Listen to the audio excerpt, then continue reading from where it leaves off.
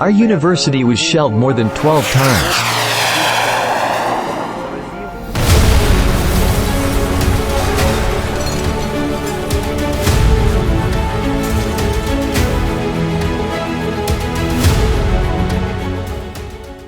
The guard called and says, "We were hit and the college is gone."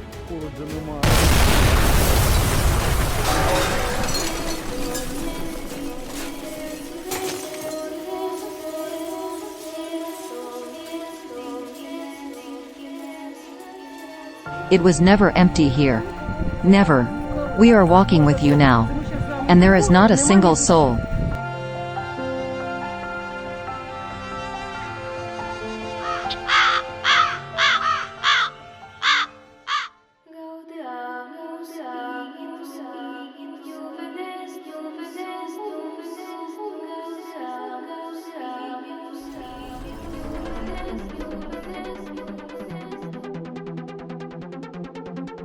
Kharkiv is a city of students. Until February 24, 2022, with nearly 70 higher education institutions, the city was simply sucking in young energy.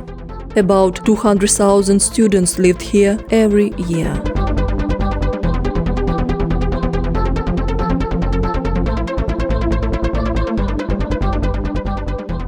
But everything changed in one day. Russia has attacked Ukraine. You are Russians. Now your military has started a war. The Russian attack on Ukraine began at 5 in the morning.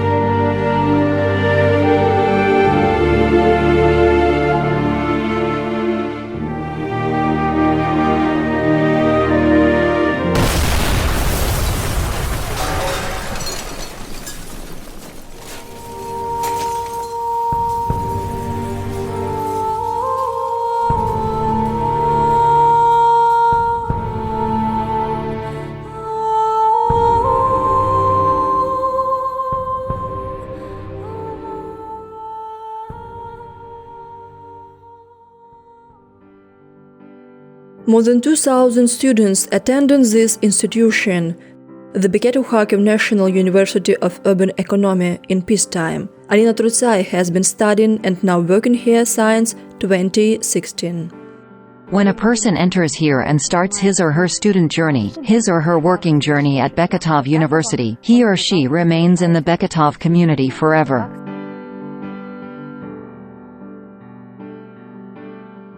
We start our acquaintance with the university with the museum. More precisely, with one exhibit that Beketovians would prefer never to see here. These are the fragments of a Russian missile that hit our university in February 2023. These fragments were removed, sent for examination, and the results were already in the documents of law enforcement agencies. According to them, it was an S-300 missile that hit the university building directly. The university is not a military facility. There was nothing like that nearby. I can only say that there are residential buildings near the university that were also affected by this attack.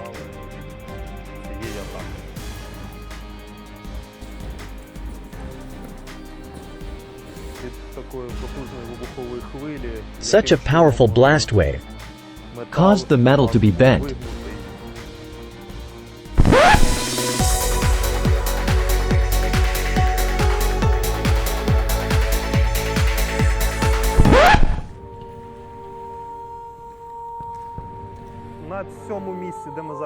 At this place, where we are now, we had large lecture halls where students were studying.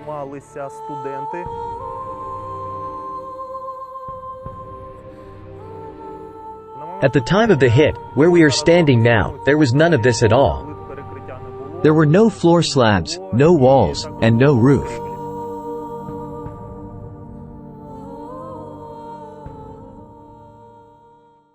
The pearl of the university, the Metropolis Data Transfer and Technology Center, also suffered a powerful blow. It was opened shortly before the Russian invasion. Students met here, master classes were held for them, and from this place, teachers and students collaborated with scientists from all over the world. On this side were the latest computers with very cool software. Our civil engineering students, architects, they worked on foreign projects.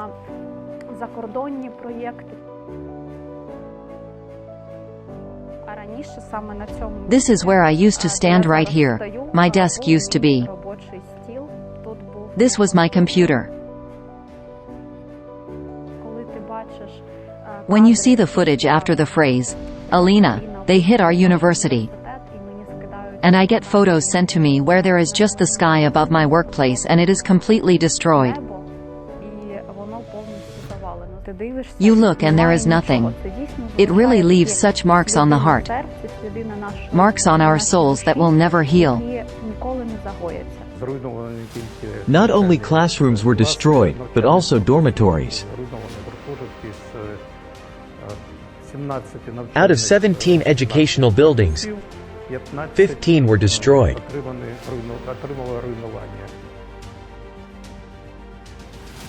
This is about 2,000 student places for study. Laboratories and equipment were destroyed and damaged. This is very serious destruction. There were 10 dormitories mentioned by the rector before the war. Only 3 survived. Today only 28 students lived here. But at the time of the full-scale invasion, there were 2,500 of them. When the war started, the children were in the dormitories, and we brought them down to the basement. There was a big dormitory nearby, the 5th one. We hid them there. Alexander Medved, a graduate of university and now a defender of Ukraine, remembers the dramatic events of those days well. We managed to talk to him via video link. I remember it was night and I managed to fall asleep for the first time. The first days I could not sleep. I fell asleep with my clothes on. The explosion was so powerful, I couldn't breathe. I was in such a stupor. Someone in the corridor shouted, "Take cover," so I ran out. And everything was shaking so much from this arrival that the lights went on in the dormitory. It was not a bright yellow light, but an acidic, oily, unpleasant light. We had small children, parents, boys, students there. I remember this atmosphere of panic. There was a ringing in my ears, but I could hear children crying, screaming. And then there was a bang and that was it, and then the next day. Was it Russian shelling? Yes. We could even see the trajectory from where the missile was launched. This is our dormitory number 3. I also came under fire. Rosnia, Russia-backed militants, shelled it. And people live here. It's an eye clinic. There are no military objects, nothing anywhere.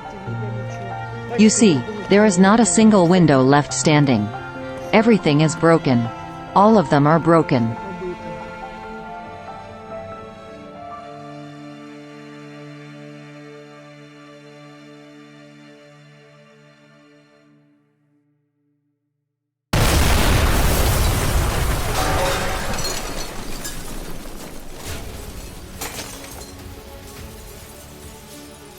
In addition to the dormitories, the university has 2 other institutions that were completely destroyed by Russian missiles.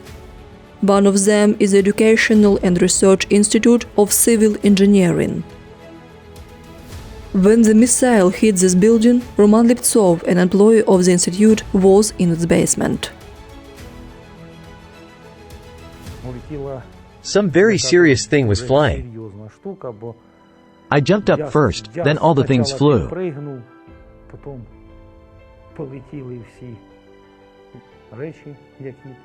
Then there was an explosive wave coming towards me.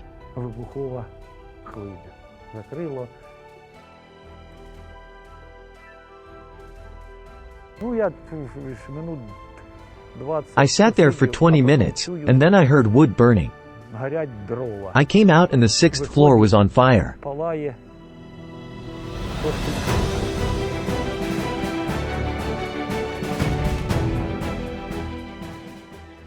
The director of the institute, Volodymyr Babayev, shows the aftermath of the rocket attack that destroyed 60% of the building.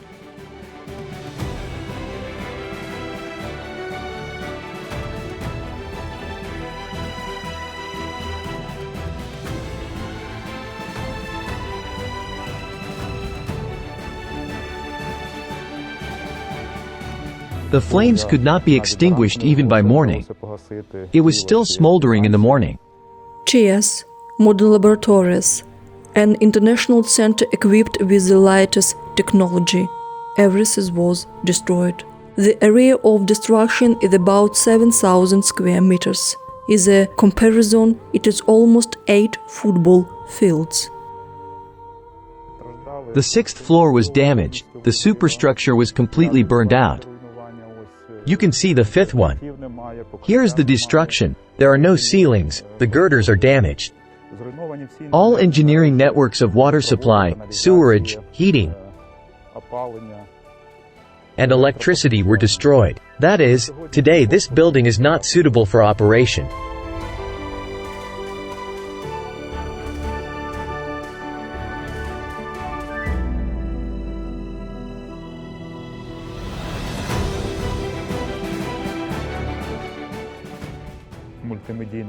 The multimedia board was here. But, unfortunately, everything is destroyed. Everything was destroyed. Was there a lot of equipment? There was a lot of equipment. And such expensive and valuable equipment.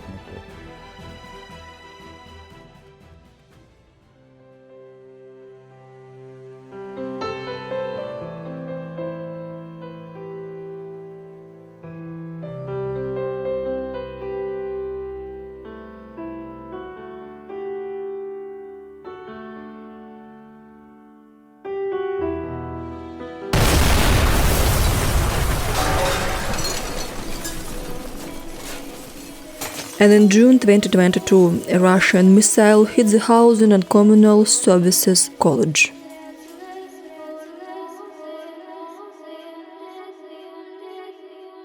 The watchman called me with sad words, says, "We had a hit and the college is gone.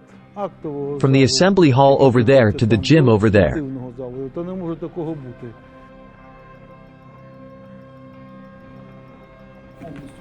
It completely fell to the ground floor.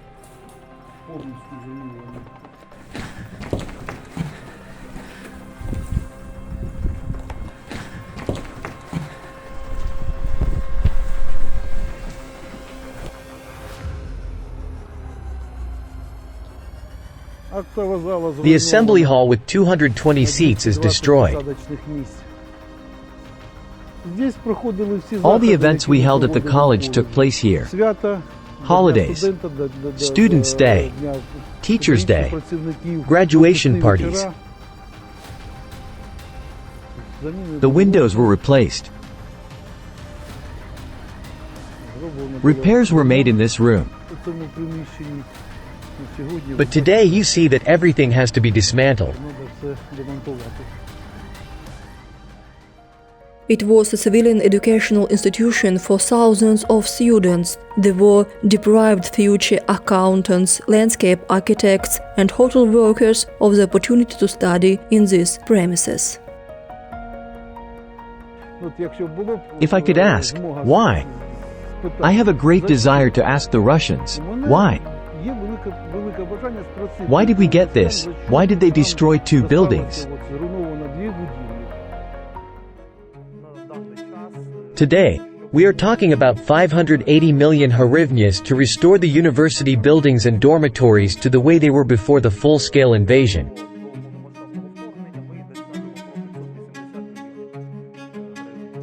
"23 higher education institutions in Kharkiv region destroyed or damaged as a result of Russian attacks."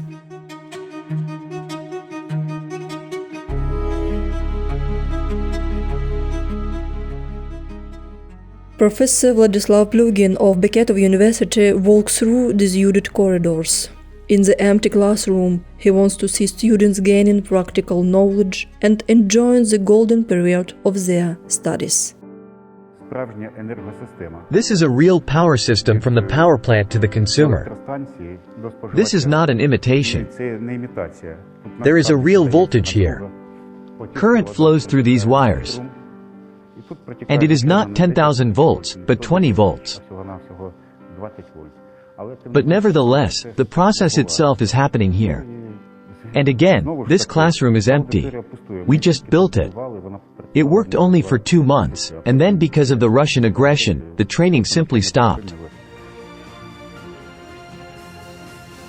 Despite the repeated shelling of Kharkiv, Beketov University is gradually being rebuilt. Online education has been resumed, as the university has not lost its demand among applicants and students.